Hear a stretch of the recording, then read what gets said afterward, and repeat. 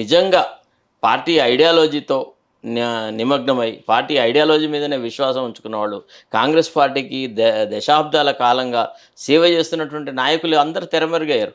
Only మాజీ తెలుగుదేశం వాళ్ళని తీసుకొని వచ్చినారు. తర్వాత రెండోదమ్మా, ఈ ప్రతిసారి బీఆర్ఎస్ని తీసుకుపోయి బీజేపీలో చేర్పిస్తారని అంటారు కదా, వాళ్ళకి ప్రాక్టికల్ నాలెడ్జ్ ఏం లేదమ్మా. ఇవాళ BRS the most richest political party in the country. ఉన్నారా? బీజేపీ తర్వాత నెక్స్ట్ రిచెస్ట్ పార్టీ. వాళ్ళకి ఎన్ని ఆస్తులు ఉన్నాయేమో, ఎన్ని జిల్లాలలో వాళ్ళ ఆఫీసులు ఉన్నాయి, ఎంత డబ్బులు వాళ్ళకి వచ్చినాయి ఎలక్టోరల్ బాండ్స్ రూపంలో కూడా.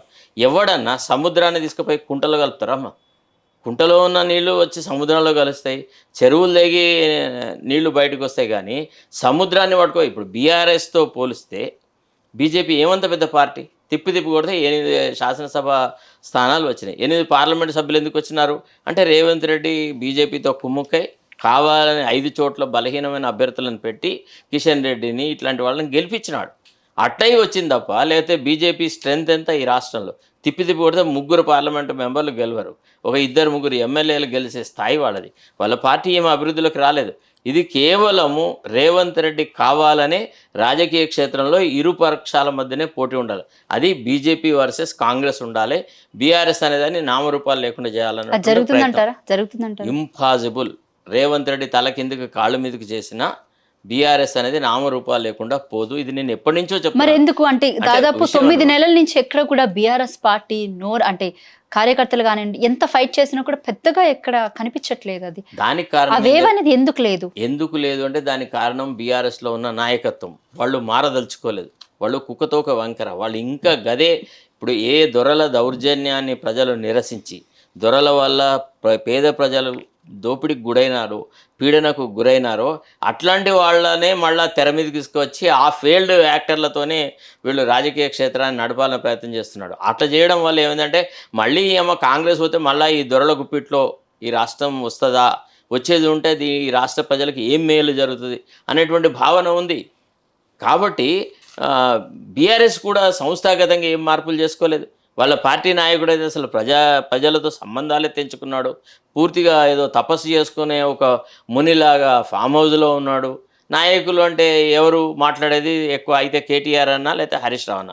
ఈ మధ్యకాలంలో హరీష్ రావును పక్కకు పారేసేసి కేటీఆరే మొత్తం సర్వం నేనే, పార్టీ వర్కింగ్ ప్రెసిడెంట్ నేనే అనేటువంటి స్థాయిలో మాట్లాడుతున్నాడు. ఆయన మాటలలో ఔచిత్యం ఉండట్లేదు, దాంట్లో విశ్వసనీయత లేదు.